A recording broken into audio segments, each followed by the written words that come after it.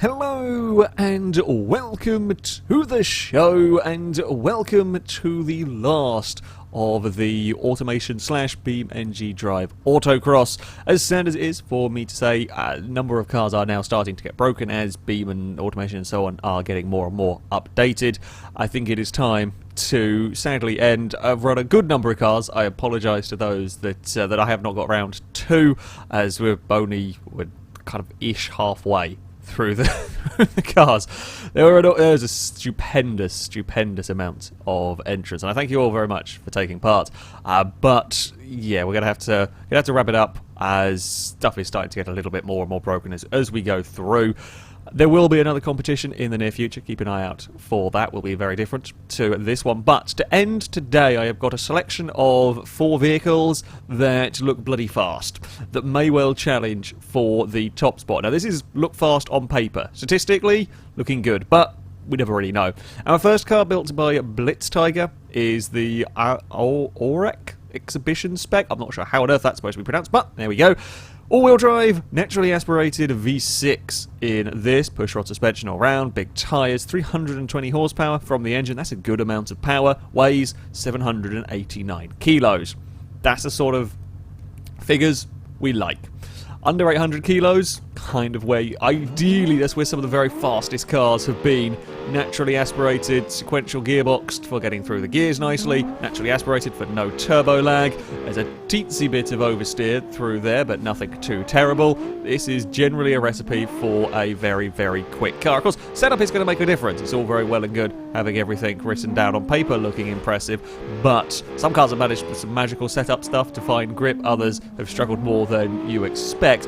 This seems pretty good. It does shake. Now, we've seen this from the very large tired cars as they are kind of skipping across the road, essentially, as the tyres are kind of trying to gain grip as you are accelerating and slightly turning somewhere. It's not too much of a problem as of yet. We've had an awful lot worse of the shaking. It's not stopping the ABS from working. That's always a massive concern when the car is vibrating. It's mostly on power, but we have seen some cars do all sorts of funky things. 87 miles an hour down the back straight. Ooh, turned in a little too soon. Just a smidge. Got away with it. We didn't actually tweak the steering either, which is always nice. How late dare we brake down there. Rear brakes are getting a little bit warm. Not too much of a problem. We've seen a lot worse in terms of brake issues. Oh, it's quick on the first run. Thought this might be fast. It's quick. 17.0 for the car on a first run, and that involved a brush of the wall. Now, our fastest time, the target we are looking to beat, is a 15.666. And, well, we're in the ballpark. If we get a perfect run with this car, it might be able to.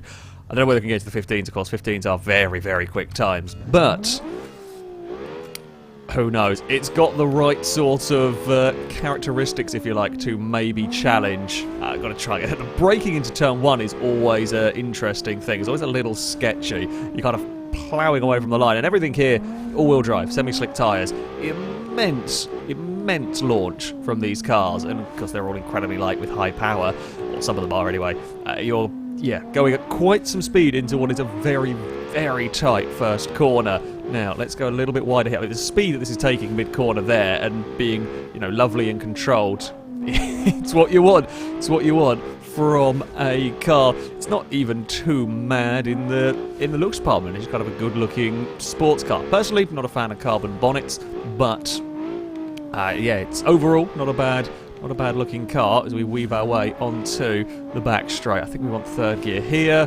The gears are very short in this. Sequential box makes it okay, and there is normally a gear that you can be in that will work for whatever you're doing, and with the naturally aspirated engine, if I'm in a slightly too high a gear, the car's okay. It's got the power, it's got the torque to get away with it. Down to the hairpin we go. Now, this is the fun little wiggle towards the line. Actually, a little bit overdriven through the first part. Ooh, 16.4. We've gone quicker again. Oh, it's close. It's close. There's a couple of points where I was slightly out of position. I can shave a little bit of time off in all of that, but again, a little mistake is going to be costly. A little mistake with a car is going to be costly here, but we're going to have to push it to within an inch of the concrete barriers if we're going to want to go faster, if we want to go fastest. The good thing is, aside from the occasional wheel vibration that is a little sketchy, it's a nice predictable car to drive. Sometimes these vehicles with all the power, well, I say all the power, big power to weight ratios, can get a little bit unpredictable when you are starting to push them up towards their limits. This, not really. I'm feeling fairly comfortable in pushing this car incredibly hard. I mean, there is always inherent risks of pushing a car incredibly hard around here. When you've only got a limited number of runs, clipping concrete, etc. is a bad thing, but I kind of, yeah, I like it. I like it. It's a nice, I mean, it's kind of spot on for what you want in an autocross car. It's not bad getting this down to sub 800 kilos as well. This isn't the smallest body style that we have seen run in this series. I got turned in a little bit too soon, had to kind of bail. We got away with that because of the huge amount of space on the exit there. We could get away with bailing out of the corner and still get the power down. We still got to almost 90 miles an hour. One last big stop for the car. Now, this final section, I don't think I actually want fourth through there particularly. There we go, straight up. The run to the line. Ah, it's not better. It's not better. Hey, it's a good ending. I like the stunt. No. I like the stunt indeed there across the line. Not quite sure how it happened. I couldn't get it that much faster on the final run. Again, it was perhaps a little scruffier. 16.4 though is still stupendously fast. And aside from the crash across the line, yeah, a lovely easy car to drive unbelievably quickly around the autocross course. The second car to run through the course today is a rear-wheel drive vehicle, and it may stand a chance of going very quick in the two-wheel drive category. Built by Nefero? I'm not sure again. I struggle to pronounce stuff. Called the Challenger 12. Rear-wheel drive turbocharged V12 powering this machine. Tiny little V12, of course, at the back. 406 horsepower, 260 torque. Weighs 1,004 kilos, although sometimes a teeny bit heavier with the rear-wheel drive cars can help stop them from being utter death machines. So it might be nice. Quite a nice looking car, this one. Kind of a straightforward supercar-esque vehicle.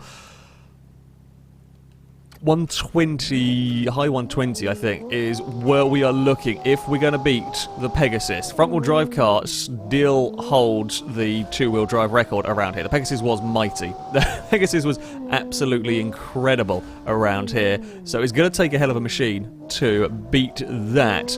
This might be a little heavy. It's got the power to get away with it in terms of acceleration. It's what it can do through the corners. It's how controlled it's going to be. Can it use that 400 horsepower, or is it going to be slipping and sliding everywhere? You're always going to get a little bit of sliding out of these corners in a rear-wheel drive car. It's the inherent advantage of an all-wheel drive vehicle. It's why all the fastest cars around this sort of circuit are going to be of the all-wheel drive variety. I can't get too brave on the throttle there, although this is pretty well planted. This is fairly well controlled compared to a lot of the rear-wheel drive cars I've had. If you're really being a moron with the throttle, then you're gonna know about it, but if you're a little bit careful, you can get away with jumping on that power relatively well. It's up to 82 miles an hour. Very short gear ratios on this. Not actually all that helpful when they're that short. You kind of constantly try to find the right point. It's constantly changing gear. Doesn't matter too much with the double clutch box that it's got. It's just a little bit more of a pain for driving as we weave our way through the final section. It's not a bad run. Not a bad first run. A 22.6. Again, rear-wheel drive cars, 22s are very quick indeed. Room for improvement, I think, definitely. We've got to try and be a little bit smoother in a couple of places. It might struggle to beat the Pegasus. It might get close, which is kind of what I was hoping for by selecting it, if you like, something that might give the Pegasus a run for its money, because nothing really has in the two-wheel drive category.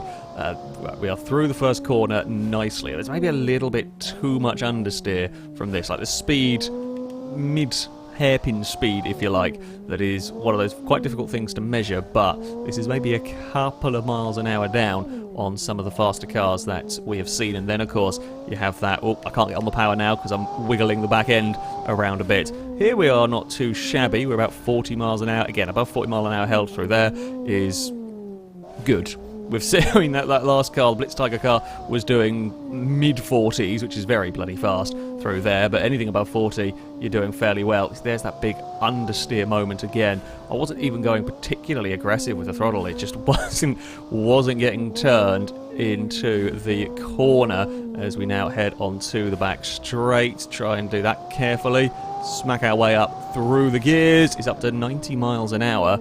Down the back straight. Again, a lot of speed from the 400 horsepower V12 machine.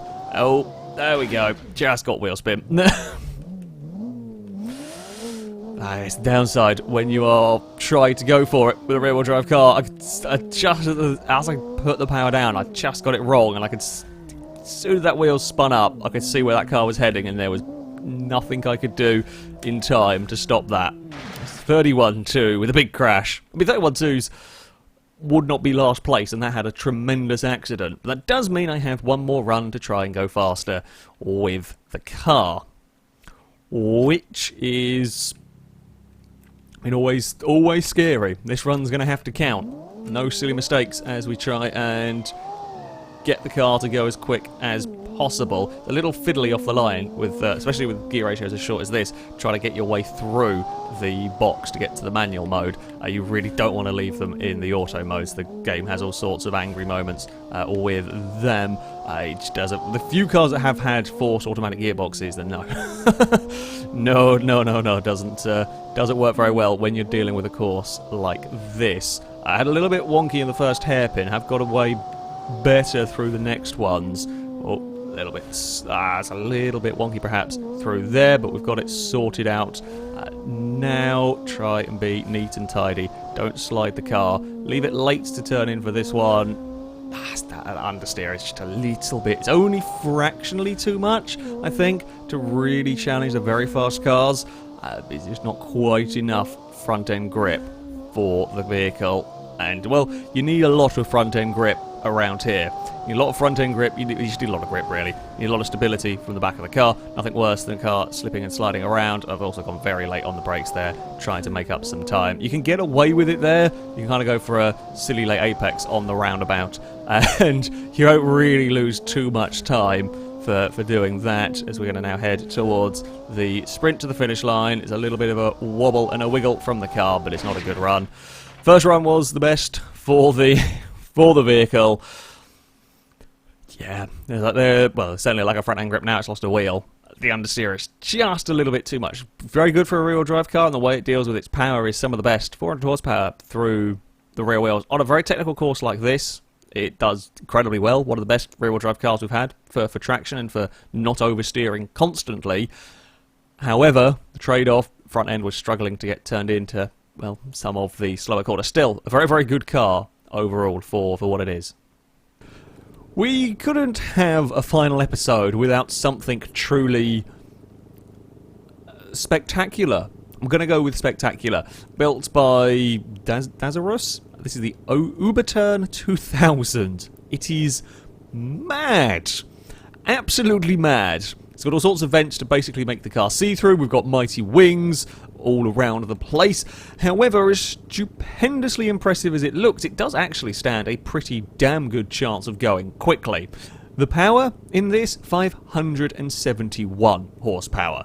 All-wheel drive turbocharged i3, 400 torque. It weighs 800 kilos. Power-to-weight ratio is immense.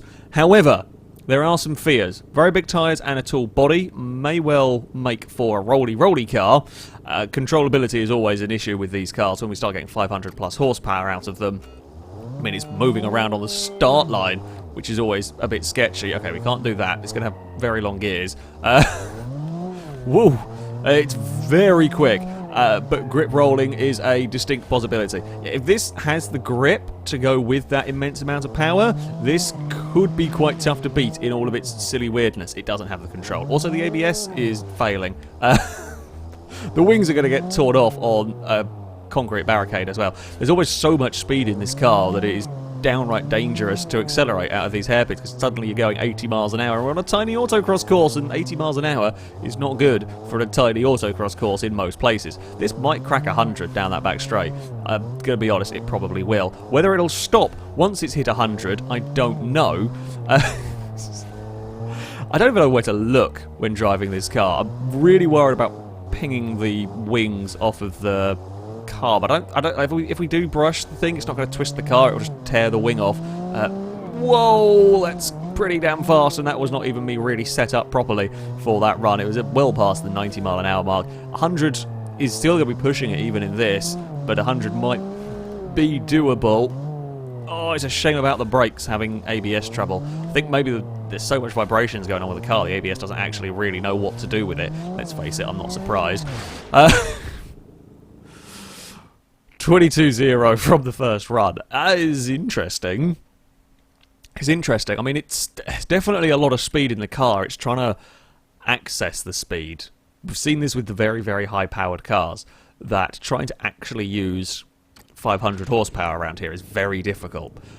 They don't often have the control to go with it. Or the power band in this seems pretty good. Gears are pretty long. Yeah, the power band doesn't really seem to be too much of a problem. With this, it is... Christ, the brakes that are a bigger concern to me. I'm never sure when it's going to have that ABS failure. Christ, it's sliding its way around on the exit of these corners. It's a mad car. If I can keep it together, we might be okay. Definitely first gear out of these turns are probably what we want. I don't actually think we really need to go much above second, to be fair. First and second, very, very long in this, are working wonders. It doesn't really matter like how the cars are geared as long as A gear works. As long as A gear is able to get the car out of corners without slithering everywhere and put down some decent power, that's all that matters with the vehicle, although it's bucking around like like mad. Not quite sure. Well, I say not quite sure why. As I said, it does have a slightly taller body. We have seen a few cars run very, very quickly with this. In fact, our car in second place at the Leather Series for a very long time was using this body style. Can get a lot of speed out of these, but there is always that potential top heaviness in the car. There goes the front wing. It was always going to happen at some point. Very, very nearly lost other wings. There goes the ABS, and that's that run done. That's a problem. That is a problem when the ABS just decides to not help slow the car down. Sub 20 is doable with this, I think. Sub 20 is definitely gonna be possible if you get everything perfect. But this is what I have to keep saying. Trying to get everything perfect with a car like that in 3 runs? We need no ABS malfunctions. No because sliding around is still funny to look at. Oh dear, here we go. One more try with this crazy contraption. Outside of the cars that have been broken by automation updates, this may be one of the maddest looking machines. It's not got the largest wing, but it may be the maddest looking machine. No one else has gone for giant holes through their car. We had an entirely backwards Porsche, which was cool. We've had all sorts of wacky wing configurations, but giant holes in their car, that is a new one. Oh, stop sliding about. Again, trying to use all of that near 600 horsepower is not easy around this course, especially not when the whole car vibrates or bounces and judders as you go to try and put the power down. That does make life rather difficult. There we go. Now, don't jump. It wants to be a plane. It's got so many wings on it, it wants to be a plane, I think. That's the issue here. It really does want to take off as we are going around these corners. Now, onto the back straight we go. Fire up the car. We are better onto the straight than I have been, 95 miles an hour, but I've got to try and get it slowed down. It could do 100, but it would never slow down in time for the corner. Nothing really has. The Nugget from very early on in the series got the closest, but even that was really struggling to pull it up, having hit 100 miles an hour down that back straight. It is a better run this time out. It is a sub 20. Told you we could do it. It was only a just sub 20. 19997.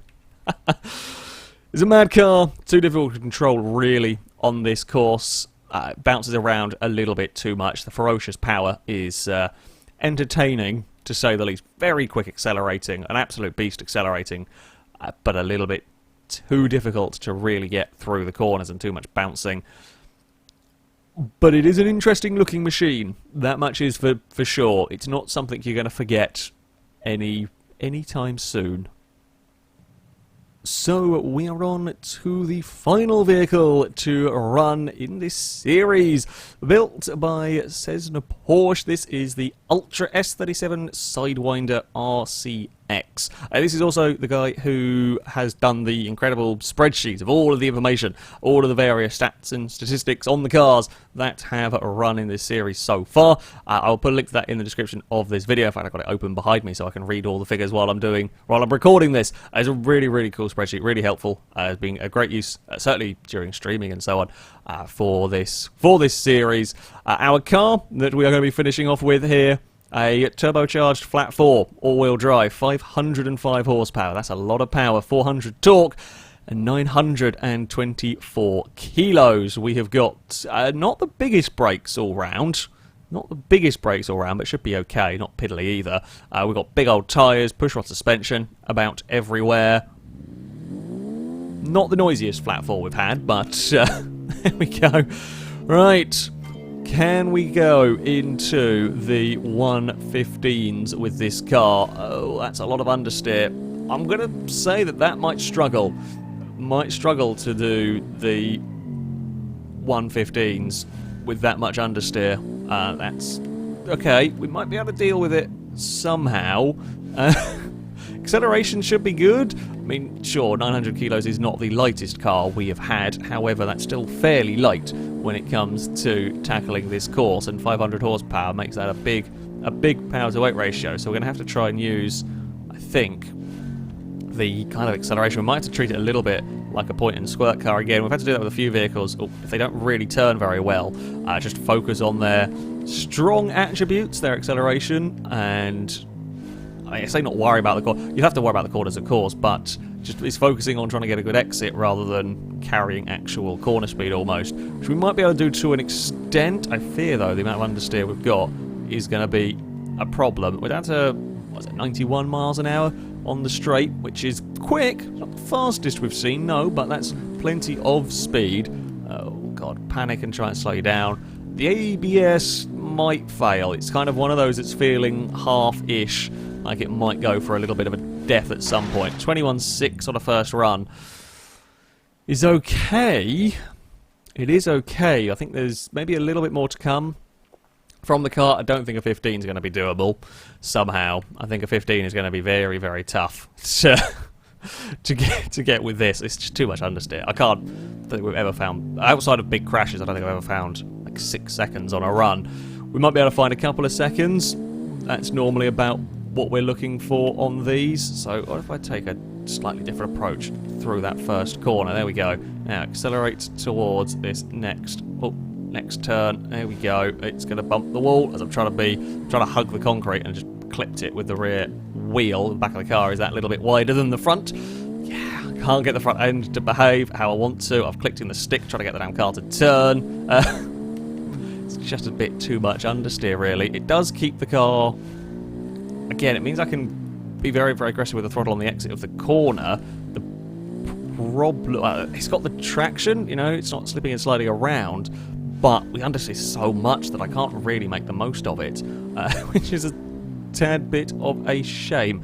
Not sure we're going to be making much speed on this particular run here, are we?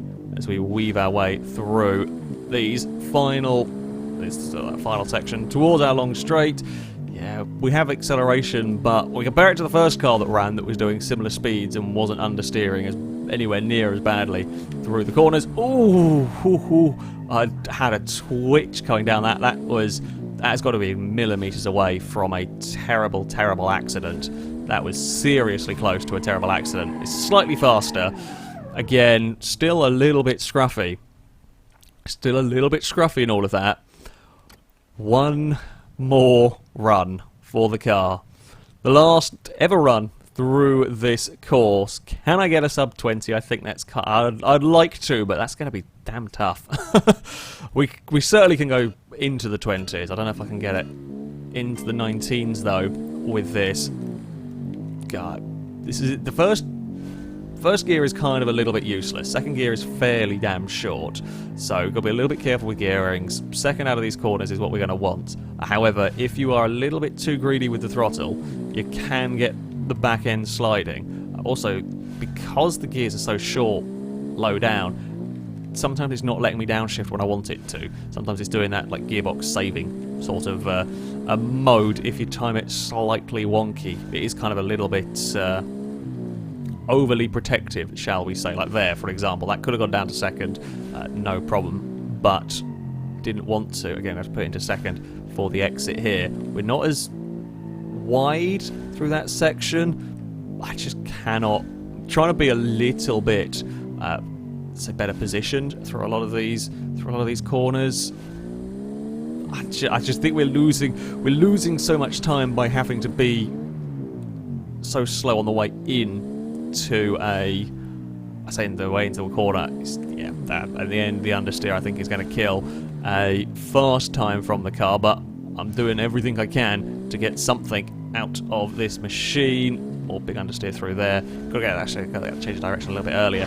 I couldn't even go to a sub 21 in that. 21.021. I mean, an apt number to finish on. A very apt number to finish on. I did all I could with the vehicle. It's just a bit too much understeer around that course. A fantastic looking car, fantastically mad looking car. We've had many great looking machines throughout this series. This one now a little bit worse for wear from all of that. But yeah, unfortunately, too much understeer around what is an insanely technical circuit. You're always going to struggle to set the fastest of times. So on to our leaderboard, and this is your top 10 for the series. The Orek will go into 4th place. Very close to a podium. There are only fractions of a second in it, but we'll have to settle for that 4th position. It is the SGR 001 that will claim victory. The only car to get into the 15s with a 1:15.666. The Main Motors Fireball will take second. It led this series for the longest period of time. The Fireball was a mighty fast car indeed. As you can see, the 16s are 8 cars got. Or 7 cars got into the 16s. The SGR able to get into the 15s. There are many very fast cars indeed in this series. So yeah, that lot at the top of the table is all very close. But well done to all the builders of said cars. We do have to go a little bit further down to find our next vehicle, the rather holy and quite possibly the most terrifying looking car of the lot, the Uberturn 2000. Despite all that, still a pretty damn fast time. A 19.997. Anything sub 20 is, yeah, pretty mighty around this circuit. It takes it into a 57th position. I mean, it's good. It's a surprisingly good car as it is. It looks all sorts of mad. It is a bit wobbly, it is a bit shaky, and that makes it a little bit sketchy to drive, but yeah, quite an impressive performance nevertheless. We go down to 80th position to find the Ultra Sidewinder. 21.0, struggled a lot with understeer at the end of the day with that. Has the acceleration, but couldn't get it through the corners. The Pegasus B6 would become the fastest two-wheel drive car. It will win that category, a 20.8. It led the two-wheel drive category for an awful long time, and it is the only two-wheel drive car to go under a 21. The fastest rear-wheel drive car was a 21.6. That would be the Storm Jackal. That rear-wheel drive car from today, the Challenger 12, couldn't quite match the Storm Jackal's place. In fact, it would come 4th overall in terms of rear-wheel drive cars. The Challenger 12 at a 22.690. Still, though, as I said, for a rear-wheel drive vehicle, that's not too shabby whatsoever. Very controlled, that car for a rear drive car. The Table Wing Special would be the highest placed of the really mighty wing. And I mean, like, the Northlight might have been quite an impressive wing, but the Table Wing Special had an entire roof. That was actually surprisingly drivable for you know, silliness sake. But there we go. That is going to be it for this episode, and indeed for this competition. I thank you all very much for watching, and of course for building the cars that I got to run around this series. In the description of this video there will be a link both to the spreadsheet with all the information and to the final leaderboard. So if you want to see where your car came and how various cars stacked up in this series, then you can. There will be another automation car building series. It'll be a fair bit different to this one. There'll be more information on that in the future. There'll be a little bit more in terms of restrictions for cars, and it certainly won't be autocross. I'm looking forward to that. We'll probably do entries a little bit differently as well, but either way, that'll be coming in the future. So keep an eye out for the announcement on that. However, that is going to be it for today. Thank you all very much for watching, and until next time, a goodbye.